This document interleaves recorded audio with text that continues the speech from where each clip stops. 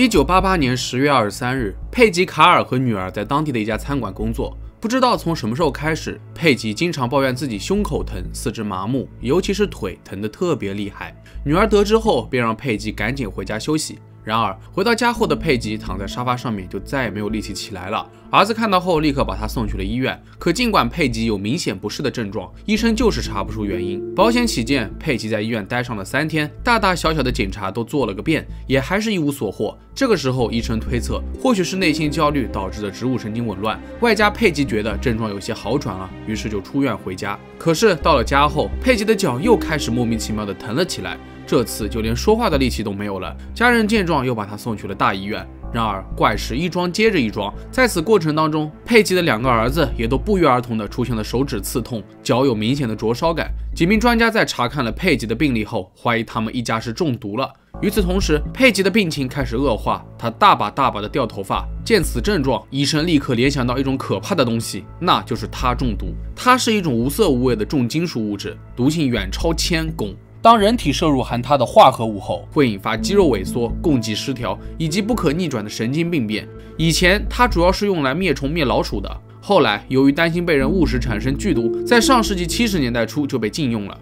为了彻查病因，专家把佩吉的尿液样本空运到了亚特兰大的实验室，果然结果出来了，佩吉体内的铊含量是正常数值的2万倍。2个儿子的检查结果也都呈阳性，但含量相对较少。专家们非常惊讶，他直截了当地告诉佩吉，这种情况属实罕见，基本可以确定是人为投毒所致。可佩吉想了半天，始终想不到会有谁，而且厌恶他们到这般田地。可怕的是，佩吉的身体一天不如一天，大量的铊在他体内停留了太长时间，再进行治疗已经为时已晚。到后期，佩吉只能简单的用手势进行交流。到了第2年3月3日，在中毒4个月后，佩吉离世。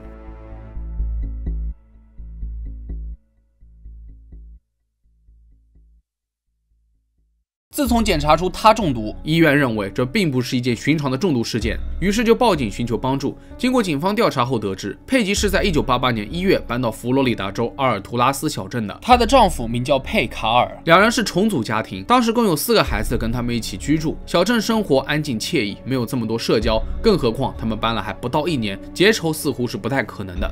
与此同时，调查人员检查了卡尔一家的房子，包括了水井，都没有检测到他成分。后来，厨房柜台下面的8瓶可乐引起了调查人员的注意，其中4瓶已经全部喝完。果然，经过检测，那4个空瓶确实有他的痕迹。这下坏了，如果是大范围的对商品投毒，那受害者绝对不止这一家人。考虑到这一点 ，FBI 也介入此案。根据可乐瓶上的批号 ，FBI 追踪到了生产地点和时间。可口可乐的负责人表示，他们从来都没有收到任何中毒报告，更没有人威胁要投毒。确实，反过来想，若真是随机毒死人，这么多瓶毒可乐就不应该集中在一起，而是会分散到各个地方。然而，经过实验室的对比，他们发现未开封的可乐瓶中也含有它，而且还留意到瓶盖有某种工具的细小痕迹。这意味着，在购买了这些正常可乐后，是有人小心翼翼地取下瓶盖进行投毒的，然后又设法恢复成原样。就连技术人员都感叹，这是一项非常精致而耗时的工作，绝对不是随随便便就能做到的。奇怪的是，卡尔一家竟没有人记得有买过这些可乐，因此调查人员认定是有人故意打开了这8瓶可乐，投毒后神不知鬼不觉地放进了他们家的厨房，而他的目标就只有卡尔一家人。起初，根据警方多年的办案经验，他们最先怀疑的人就是出差在外的丈夫佩，因为他们的婚姻状况出现了一些问题。佩并不忠诚，佩吉隐约知道了一些事情，为此他们吵过很多次，包括这次出差，佩吉甚至都怀疑他是不是出去私会了。更可疑的是，在事发前，佩刚给全家买了不少保险，难道是想杀妻骗保吗？不过后来检测结果显示，佩和自己的亲生儿子也都有他中毒，所以丈夫的嫌疑自然就被排除了。另外，佩提供了一条非常重要的信息，原来在事发4个月前，卡尔一家曾经收到过一封危险信，信中写道：2周之内，你们家必须搬出佛罗里达州，否则都得死。这不是在开玩笑。当时大家都以为是有人在恶作剧，这事就没有下文了。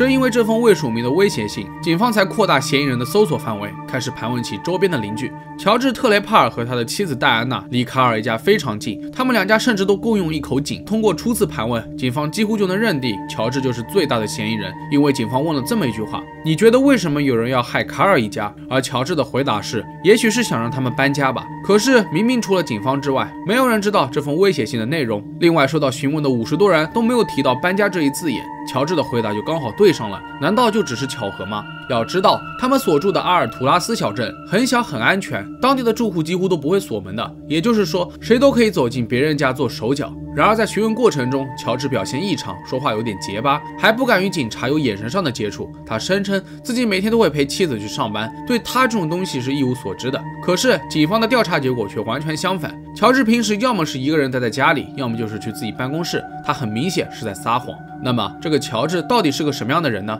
从外表来看，这个男人身材矮小，戴着厚厚的眼镜，平平无奇，看不出任何攻击性。大学期间的乔治专攻的就是化学专业，而且这个时候他就开始用自己的学史进行作案。据说有一次，乔治发现有同学趁他不在的时候偷偷来过自己的宿舍，他并没有直接警告人家，而是在门把手上涂了一种可以被皮肤吸收的致幻剂，给它的颜色瞧瞧。还有一次，乔治和朋友去公路旅行，他事先准备了一些藏有毒性的饼干和甜点，专门就是给那些搭便车的人吃的，为的就是观察他们的反应。后来在1975年，乔治因经营甲基苯丙胺实验室被逮捕，面临3年的监禁。可明明乔治精通化学，还合成过冰毒，在这过程当中会用到他却故意说自己不懂这些。出狱后，乔治与戴安娜相识于门萨俱乐部，没过多久两人就结婚了。这里简单的介绍一下，进入门萨俱乐部的标准就是智商要高达148以上，也就是说这对夫妻其实是高智人群。这对高智商夫妇还有一个共同爱好，那就是疯狂热爱犯罪题材的作品。每到周末，乔治和戴安娜就会组织其他门萨会员们一起玩谋杀之旅等悬疑游戏。尤其是乔治，他自称是破解犯罪现场的专家，每次搞活动他都会精心策划一场凶杀案，从中设计各种线索，引导玩家破案。可没想到，卡尔一家的到来打破了这对夫妻平静的生活。由于这两家离得特别近，产生了不少摩擦。最主要的矛盾就是戴安娜嫌卡尔一家的动静实在是太大了，就比如收音机、狗叫、鞭炮声等等。但情况本没有这么糟糕，可偏偏妻子戴安娜就是看不惯。而护子心切的佩吉经常会帮着孩子们争辩几句。在卡尔一家眼里，戴安娜就是个非常难搞的女人，暴躁易怒。反而丈夫乔治人很好，经常会和他们打招呼。可实际上，乔治只是更擅长伪装罢了。他内心对卡尔一家的厌恶只多不少。就在佩吉发病前几天，戴安娜又骂上门了。她站在门口大喊大叫，咒骂卡尔一家，而佩吉却认为他就是在无理取闹，污蔑他们制造噪音。最后，戴安娜放了一句狠话，便扬长而去。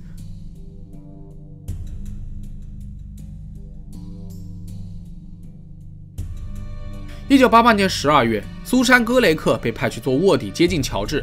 起初他只是监视乔治的日常生活，以此寻找合适的机会。到了第2年4月，也就是佩吉去世后的1个月，乔治和戴安娜又着手举办了周末派对。他们还在报纸上打广告，邀请别人一起来破案。这对苏珊来说是绝好的机会，她立刻写信给乔治，声称自己初来乍到，没有什么朋友，特别喜欢这种高智商的挑战游戏，希望能够加入。很快，乔治给了他一张参加活动的登记表。更让苏珊震惊的是，这次周末活动的案件，其中许多内容都与佩吉中毒的细节如出一辙。在卧底过程中，苏珊化名为雪莉。作为一名经验丰富的卧底，她自然懂得该如何说话，保持距离，才能不让对方起疑心。果然，乔治并没有对她有所防备。再加上戴安娜平日里工作很忙，所以留给他们独处的时间也不少。乔治和雪莉经常会碰面，雪莉甚至会被邀请到乔治家中做客。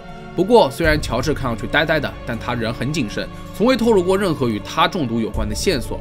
为了引蛇出洞，雪莉向乔治抱怨丈夫非常的蛮横，她有点想离婚，但担心什么都拿不到。而乔治表现的则异常冷静，还建议雪莉勒索丈夫，好让自己能够分割到更多的东西。另外，乔治还开玩笑说道，可以在 FTD 一个专门订购花卉的网站上购买有毒的花，好好照顾自己的丈夫。显然，卧底工作初见成效，乔治已经不会在雪莉面前避讳一些敏感的话题了。然而，在一段时间过后，乔治还是没有露出蛛丝马迹，雪莉有些力不从心了。要知道，他为了这份工作，严重忽视了自己的家庭生活，同时也颇有怨言。可敌人太过于谨慎，雪莉急需要一个这样的突破口。功夫不负有心人，乔治告诉雪莉，妻子的诊所要迁搬，他们要跟着一起搬家了，准备把现有的房子给租掉。雪莉听后欣喜若狂，她再次抱怨与丈夫不和，想分居一段时间，询问乔治能否直接把房子租给他。果然，乔治满口答应。与此同时，犯罪现场技术人员已经等待多时。当雪莉假意完成搬家后，他们立刻投入工作。果然，乔治的车库里面有大量的化学物质，但在初次检查中，技术人员并没有发现他。所有人都非常的失望。这时候的苏珊非常挫败，1年多的卧底工作难道就要打水漂了吗？她不甘心，不惜铤而走险，再次约了乔治。见面之后，她表现得非常慌张，假称有侦探上门调查一起中毒案，自己很是担心。果不其然，强装镇定的乔治突然破防，他一改往日的彬彬有礼，没说几句就让雪莉闭嘴。过后，乔治还解释一番：“我不想成为嫌疑人而已，那会很麻烦。”这次见面过后，雪莉紧跟着乔治，想看他会不会有所行动。不过局里传来了好消息，技术人员在一个空瓶内的残留物中检测到了硝酸铊的痕迹。最终，警方逮捕了乔治，并指控他犯有1项谋杀罪和7项投毒罪。在他的家中，警方搜到了不少好东西，就比如化学书、警察手册、瓶盖机、实验设备、脚铐、手铐、鞭子等工具。除了这些，他们还在乔治家中发现了一本小说《苍白的马》，其中的故事情节就是围绕着用它下毒展开的。1991年3月6日，在佩吉死后2年，乔治终于被判处死刑。正义会迟到，但不会缺席。即使是高智商犯罪，也总有疏忽的时候。如果没有苏珊坚持当卧底，恐怕永远都不会将罪犯缉拿归案。